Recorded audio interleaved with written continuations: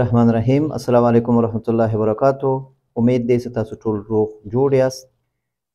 د خوبونو تعبیر سلسله کې یو خوب ده، یو ورور لیکلی ده. وایي مور مې خوب لیدلی چې غټ اختر وي او یو نفر وي زموږ د خپلوانو نه 3 ورځې قرباني کوي سر په سر، اول دوهم دریم ورځ د اختر. نو داسې خوب مختصر خوب ده، داسې خوب نه ویل کېږي. یعنې څنګه دا خوب یې کتلی ده چې اوله ورځ هم قرباني کېږي، بیا دویمه ورځ کېږي، یا دا قصه ورته کوي، یا دا دومره خوب اوږد و چې اوله ورځ مو بیا سبا شو، بیا بل سبا شو. نو دا لږ غوندې مغلق غوندې وي. دا خوب دومره لیکل نه وي پکار. دغه د زنانو خوب ده، زنانه خوب کوي نو خوب پوره ولیکئ. اختر لیدل په خوب کې دا ښه تعبیر لري، قرباني کول دا ښه تعبیر لري، د کارونو سرته رسېدلو باندې، د خوشحالي معامله باندې تعبیر کېږي. په هر لحاظ خوب ښه خوب ده، د کارونو په خلاصېدلو. که دی دغه خپلوانو ستاسو وایي چې زموږ له خپلوانو یو خپلوان هم وي، او هغه که د مور دی هغه خپل ده، ورور یې داسې کېږي او تشویش ورته وي چې دا به د دوی کارونه څنګه کېږي. کارونه انشاءالله سرته رسېږي او مشکلې غټېږي نه، مسئله یې سرته رسېږي. اختر هم په همدې باندې دلالت کوي چې انشاءالله د دوی کارونه، د دوی خوشحالي راځي، د دوی کارونه سرته رسېږي. او دا قرباني کول هم په همدې تعبیر کېږي چې د دوی کارونه انشاءالله سرته رسېږي. والله تعالی اعلم. اوس دا بل خوب ده، یو ورور چې ډېر ورځې کېږي چې کمنټ کې لیکلی ده، هغه وایي چې د چېرته مسافر ده، نیمه لاره کې ده، یا خپل وطن کې ده، یا مسافر ده.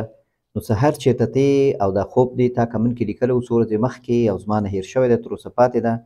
دی وایي چې زه غواړم چې بل هېواد ته لاړ شم، مګر 2 کالونو زیات وشول، منتظر یم. زما سره کوم ملګري ول، هغوی کارونه وشو، زه اوس هم منتظر یم. مخکې له زما ملګري کار وشي دغه خوب ما لیدلی و. خوب داسې وینم چې زما ملګري لار پورته اسمان نیولي وي، ملګري لار پورته اسمان ته نیولي وي. وایي ما ته چې زما ستوري اسمان ډېر ده، تیزي روان دی، وروسته پسې زما ستوري روان دی. زه دغه دعا کوم چې خدایه ته زما کار وکړه، لاسونه مې پورته اسمان او ستوري نیولي. نو ستوري په خوب کې لیدل دا په سفر باندې تعبیر کېږي. ستوري په خوب کې لیدل دا په وخت و زمان باندې تعبیر کېږي چې ته به یو څه صبر کوې، چې کوم هدف او مقصد دی ده، نو ته به هغه ته رسېږي. لږ وخت او زمان سره لږ وخت به نیسي. او همدارنګه په دې باندې هم تعبیر کېږي چې ستا قسمت کې انشاءالله د الله تعالی خیر عادي دي، د الله نه خیر وغواړه چې څه ستا په خیر وي، خیر د الله نه وغواړه چې څه د خیر وي هغه تا ته رسېږي. او رڼا دا ستوری رڼا کوي، نو دا په دې باندې خوشحاله کېږي چې ستا انشاءالله قسمت صحیح ده، ښه ده، روان ده، په مخ په بر روانې. او بیا چې کله ته ستوري د حرکت په حالت کې ګورې، نو دا بیا په سفر باندې هم تعبیر کېږي چې انشاءالله کارونه، سفر، دا شیان مشکل وي، دا حل کېږي. والله تعالی اعلم. نو بل خوب ده چې کمنټ کې لیکل شوی ده، سهار کې لیکلی، که د شپې لیکلی ده. ما خپله څه وخت مخکې خوب لیدلی و چې پیغمبر صلی الله علیه وسلم له ما لږ لرې ولاړ وي. څوک راته ووایي چې دا زموږ پیغمبر صلی الله علیه وسلم دی، صلی الله علیه وسلم. زه ورشم سپینې کپړې اغوستې وي، مخ مبارک یې سم نشم معلومولی. دا بیخي ښه نښه ده. د نبي علیه السلام مخ صحیح څوک نشي صحیح کولی. صحیح ما هم چې څو ځلې نبي علیه السلام په خوب کې لیدلی ده، نو مخ سره یې صحیح کولی نشي پوره، صرف ګیره او د ډکوالی د ګیره دا معلومیږي. خو زما په سر لاس راکشوي، زه کوشش کوم چې د ده لاس په خپل سر باندې ونیسم.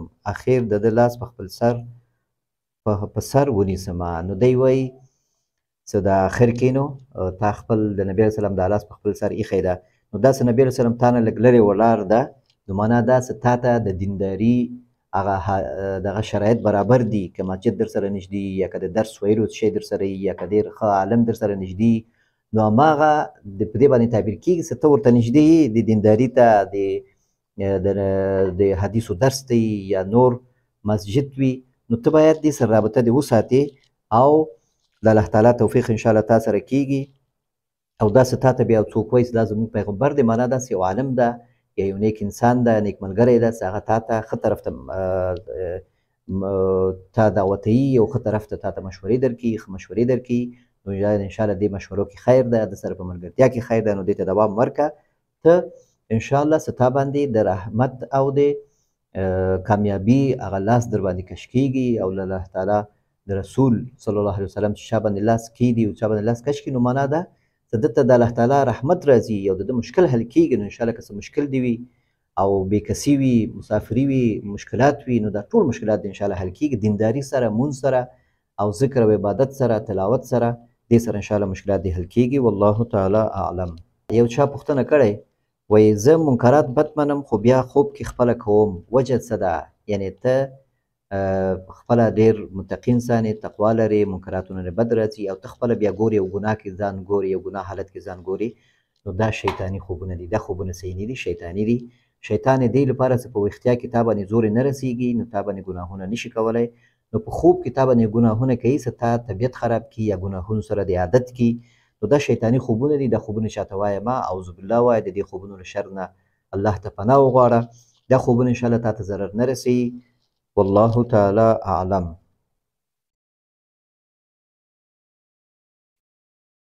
دا بل خوب ده ورور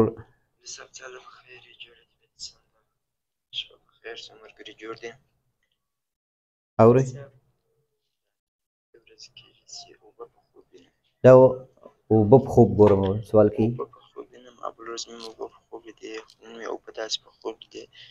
یو وار مې په خوب لیدلې باغ ته بیاږم، د بادامو باغ یې، خو بادام هملته ټک و، ډېر یې دی کم.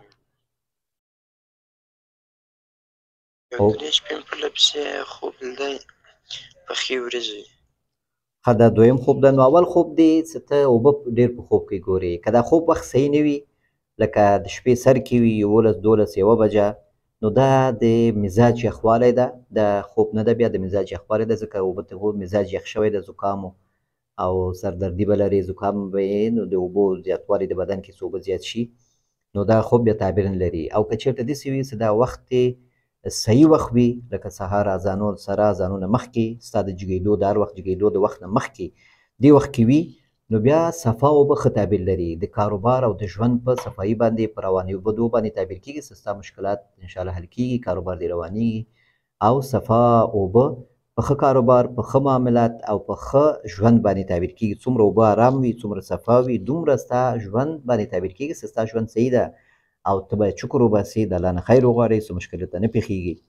او دا بل خوب دی څه ته وایي پخ کړې وریژې په خوب ګورې، نو دا هم ښه تعبیر لري. وریژې چې خام وي نو دا ښه تعبیر نه لري.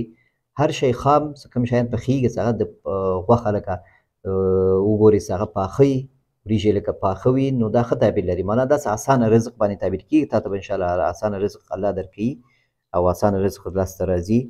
والله تعالی اعلم.